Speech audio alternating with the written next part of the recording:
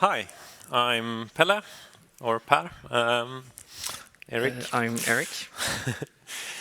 I'm gonna move on straight away. You probably know what Spotify does, but here's a brief update in terms of numbers to get a sense of the size we're working at when we're doing experiments as well. So we have 180 million subscribers and a bit over 400 million active monthly users in 187 markets, and we paid out some $7 billion to music right holders last year. More interesting, perhaps, for this audience is that we have around 400 data scientists and 150 data engineers and some 200 machine learning engineers. So we're a data-heavy company, as you might have guessed, and we're hiring even more people. We will focus the talk on how we run experiments or A/B tests at Spotify, and more specifically on an open-sourced Python library called Confidence that we use to crunch the numbers and get results. But first, Erik will talk a bit about the overall experimentation platform that we have. So Thank I'll hand you. it over to you. So I just want to, maybe this is a first today, I think. Show of hands, how many people here work somewhere where you run A/B tests? I just want to get a sense if I picked the wrong conference or not. It seems like I probably did. Keep your hands open if you have a nice UX that you can launch your experiments in. Nice. And also, your hands, keep them raised if you actually don't have to write any code whatsoever for your experiment to launch. See a few hands. I bet that in like 5 years, most of you probably have an experimentation platform at the company you're working on. And I'm just going to talk super quickly about the experimentation platform that we have at Spotify. So before that, A/B tests is as simple as it sounds. You just take users, in our case, listeners, split them into 2 groups or more, give them some treatment, and then measure the results afterwards. And Spotify's experimentation platform, and probably any other experimentation platform that you might come across, consists of a few things. So in our case, the first thing is remote configuration is what we call our feature flagging system. It basically makes sure that the right user gets the right treatment at every time they open the app. We have a metrics repository where we have all the metrics easily available to get for users and experiment groups. We have a statistics backend, which is where we'll focus the talk today. And this is essentially the backend service where we calculate all the results and provide to the user. And then in the end, we have our experiment planner, which is our UI and also orchestration of experiments, because we have a couple of thousand experiments running at any given point in time. So even though we have a lot of users, it's almost always we have the feeling that we don't have enough users. So this is what the experimentation platform at Spotify looks like. And you can see the very well-used metric, bananas eaten on day 1. We have some results and some graphs. And this all lives as a Backstage plugin. Backstage is an open-source developer portal, which more and more companies use. That's also developed at Spotify and open-sourced, I think, last year. So super quickly about our feature flagging system.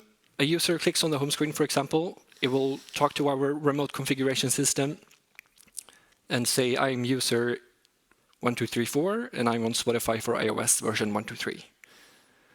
And the remote configuration service will talk to the experimentation platform or the planner and give the correct flag to that specific user, which this, of course, happens very fast.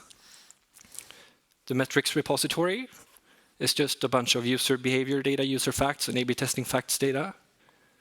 And we have thousands of pipelines ingesting data into the repository and ingest them into data warehouse and then computes the correct summary statistics, or as we statisticians like to call them, sufficient statistics for different models or distributions. And that's then fed into the statistics backend, which is the interesting part of this talk. So the sufficient statistics, they come into the statistics backend, but also we have a lot of settings or things that our experimenters would like us to fix for them. For example, they have various metrics. They want to use variance reduction. They have 1% minimal detectable effect, for example. They want to use a sequential test, so they want to see the results every day. They have an overall alpha of 1%, and they have a decision rule, and maybe they have some opinions on what correction method we should use. And so up until recently, this has been a statistical black box, where we just make very many calls to different libraries and softwares that do statistics for us. And this hasn't really been an optimal situation, because the statistics black box has been a black box. So we needed something that was easy to contribute to with transparent calculations, something that works in notebooks and in production, and takes an experiment as a whole, and not just a comparison between two groups. And we also wanted it to support concepts such as non-inferiority margin, minimum detectable effect, sequential tests, of course, and variance reduction and bootstrap, which are all concepts that modern data-driven companies use when they run experiments. So that's where confidence came into the picture, and Pelle will talk more about it. Thank you. Yeah, so we've been running experiments for a long time, for a lot of years, both on the UX and on the recommendation algorithms, etc. And it used to be that we analyzed the results mostly in notebooks, Jupyter notebooks. And that was certainly the case when I started back in 2017, and I felt that this was a bit error-prone and risky, so I wanted to make it a bit more robust. So I started building this library, and we started using it in notebooks, and we built some dashboards in the early days. And then last year in April, I open sourced it, and now since December, we're using it in our more sort of automated experimentation platform, so that we don't have to spin up as many notebooks anymore. The original reason for creating it was to automate my own work, so I didn't have to work as much, obviously, and I wanted to be able to easily visualize results. And you can even plug in your own visualization class, as long as you sort of adhere to a specific API. So that's something to contribute with, if you feel like it. I wanted to make sure that we had good quality of the code through unit tests and peer reviews, rather than just sort of copy-pasting code snippets between notebooks. And now, especially with the open sourcing, I wanted to crowdsource best practices and development of new methodologies, etc., so that we can all sort of work together and improve this.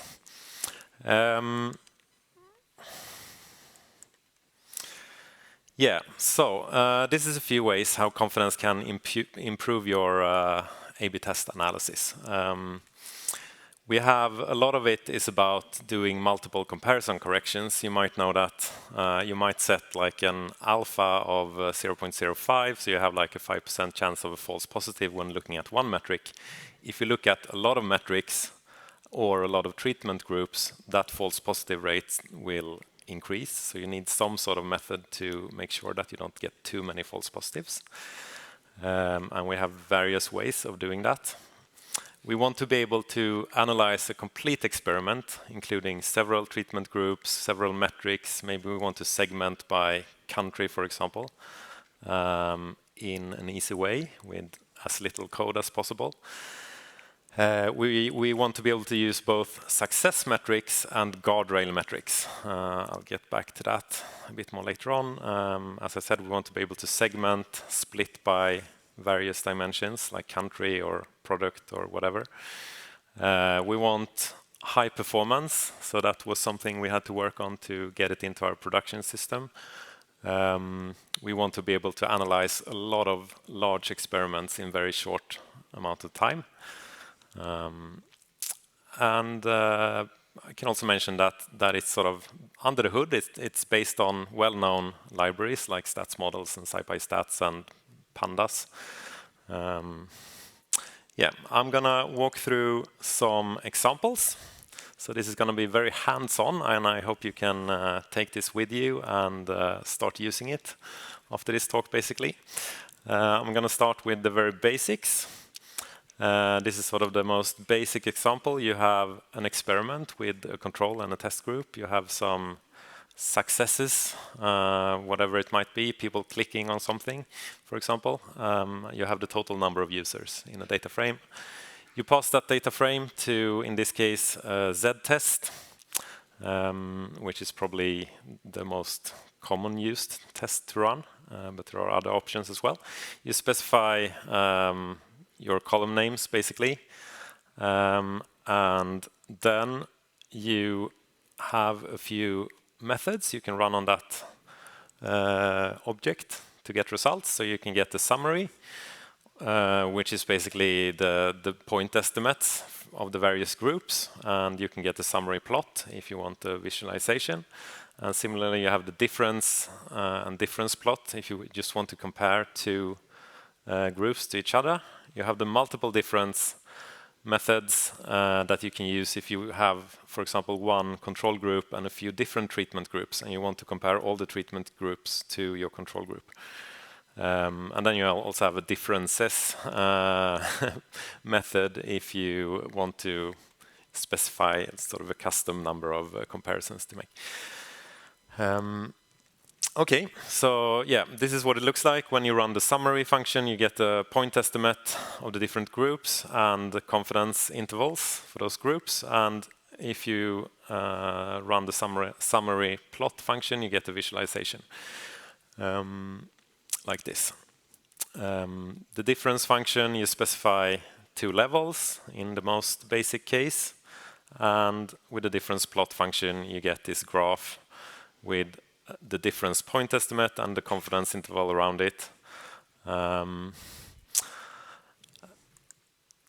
then slightly more, the next step, sort of, if you want to compare multiple treatments to control, you create the object in the same way.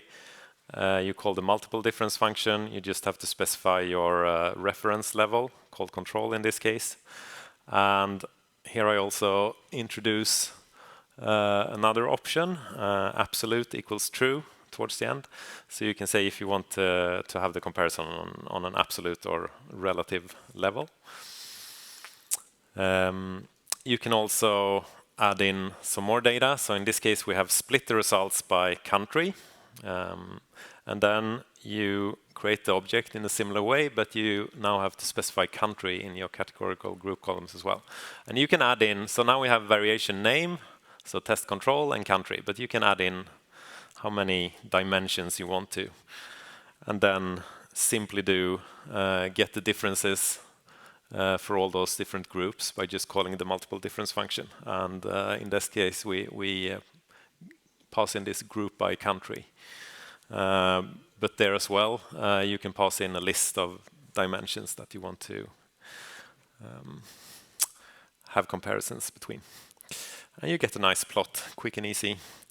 We also have non-inferiority margins, as Erik mentioned, and that is if you sometimes you don't want to prove that your metric increased, but you want to prove that it didn't get worse. Maybe you want to maybe you're making some technical changes that you want to roll out that you're not expecting it to make any difference, but you just want to make sure it didn't get worse, and then you use non-inferiority tests. So then you can pass in these non-inferiority margins, and you can see from the graph that this one, the conversion rate didn't pass, so we can't ensure with 95% probability that it didn't decrease below this point, while in the other case we're sort of safe to move on.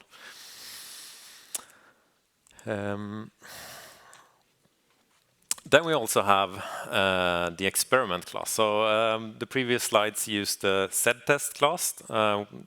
That's good if you want to run z-tests on all your metrics. We also have chi-squared tests and t-tests that you can use. With the experiment class, you can analyze a complete experiment where you might use different methods for different metrics. So z-tests are good when you want to compare averages, but sometimes you want to, for example, compare a percentile.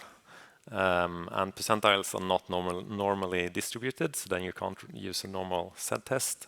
You might need to use something like Bootstrap for that metric. We also have this z-test linreg, which is a variance reduction technique where you can pass in pre-exposure data, so data from before the experiment, and you can use that to reduce the confidence intervals of your results. So with the experiment class, you can mix all those different methods and still use the same convenient multiple difference methods to get the results for all of them. This is a more complex version that we actually, this is the actual code that runs in our sort of production automated experimentation platform. We pass in a lot of different things. So these different methods require different data. So for the bootstrap, for example, we need the sort of bootstrapped samples. We don't do the actual bootstrapping in Confidence. You have to, because it's too large scale, typically, for us at least. So you need to pass in your bootstrapped samples, but then you still get the benefit of all these multiple comparison corrections, and you can sort of mix in results for other metrics that you don't use Bootstrap for, and so on.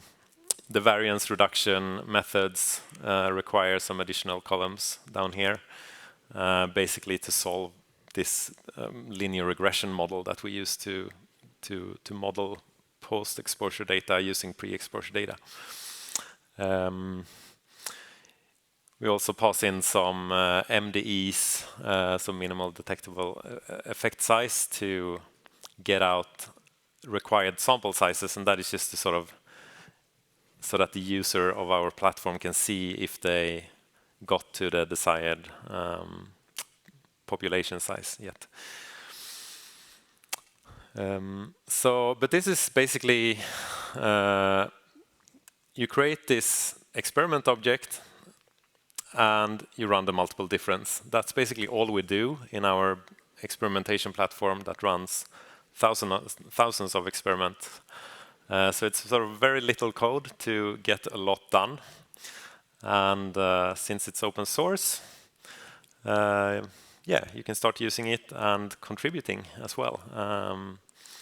So we also have support for sample size calculation. That's usually where you need to start to know how many users or whatever units you're experimenting on you need to get to powered statistical results.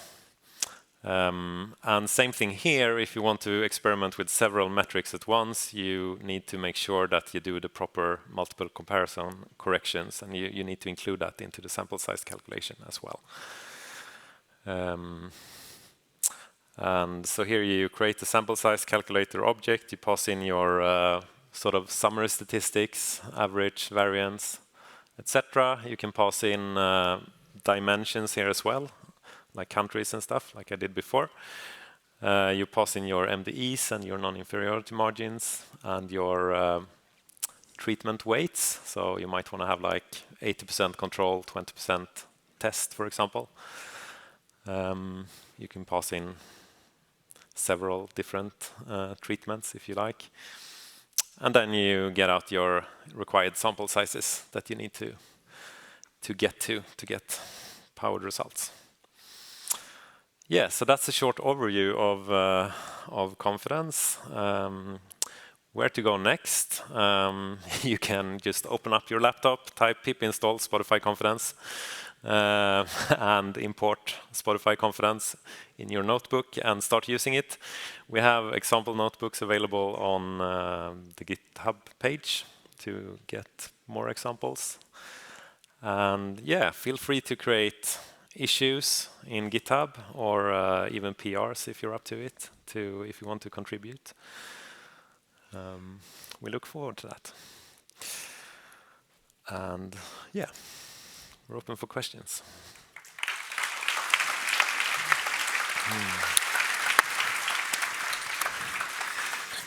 Thank you.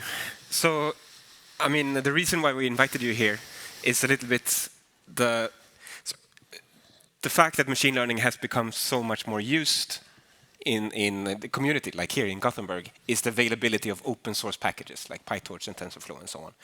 And I was super happy when I saw this package, because this is an area where people don't do it enough and also do it wrong in some sense. So hopefully getting more easy to use open source packages will also help us doing better experiments and being more data driven in also how we deploy our models or production environments and so on. So really cool. Have you seen any traction? Yeah, I know a few big companies where they have started using it. So we're getting some traction. We also got some input from some researcher on methodology and so on. So that's the benefit of open sourcing it. And this is also a tough area. I know that probably a lot of people in the audience here, I mean, we don't know exactly what these acronyms work and exactly how you do the bootstrap and so on. So one thing that I guess you must have thought about is how opinionated should you be when you design a package like this? How much should you handle? This is how you do an A/B test on a plate, and how much do you actually let people decide? Yeah, definitely. So we try to build it in a way that you can sort of you can inject into those constructors for the experiment class and the z-test class, for example. It's very flexible, so you can actually build your own so-called confidence computer. That's like an abstract base class, and you can implement your own and inject if you want to. And also same thing with the confidence grapher, which gives you the visualizations. You can create your own. So that's one way that we made it flexible. But we also have a lot of different options for multiple comparison corrections. So like Bonferroni is maybe the one most people have heard about. It's a bit crude. You get pretty wide confidence intervals. So there are a lot of options as well, and you can pass in parameter to the constructor to get to choose from a like plethora of different methods there as well to get more power in your results. But then you have to read up on them and know what they mean, I guess. And that's exactly what my question was. Was it the opposite way around? Like, if I don't know anything about A/B experiments, can you tell me how this is how you should do it? And yeah, but then I think the sort of vanilla default way is pretty robust, using like a z-test with a 95% confidence interval and Bonferroni adjustment is fairly robust, at least, so it's a good place to get started. And I mean, if anyone is just like comparing point estimates, then that would be a great step in the right direction to compare the differences with some confidence intervals to make sure that you're not just measuring noise when you compare your ML models or whatever it might be. Okay. Cool. Do we have any questions from the audience?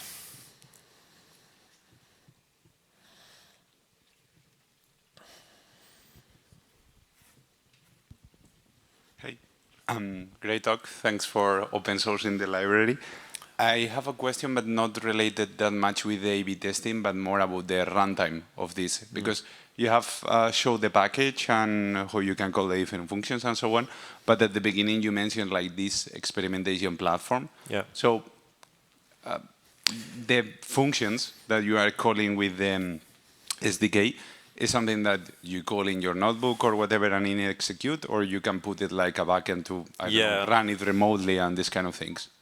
So we have, he mentioned like the X Planner, which is like a Java service that is sort of the main service, I guess, in our experimentation platform. And that calls a Python service that in turn uses the confidence library. And the communication happens over protobuf and so on. So we have like a Python backend that is being called with like information about the experiment, but also it then also pulls in the metrics data from our metrics repository. Okay, but that I guess that is not open sourced, I guess. Not so far, but we like open sourcing things, so you never know. Backstage is open source. Yeah. So check that out. One part at least. One part. But then you can also run it in a notebook for sure. So, and we still do that for some cases where, yeah. Right. Thank you. Do we have any more questions? Okay, yeah, over here.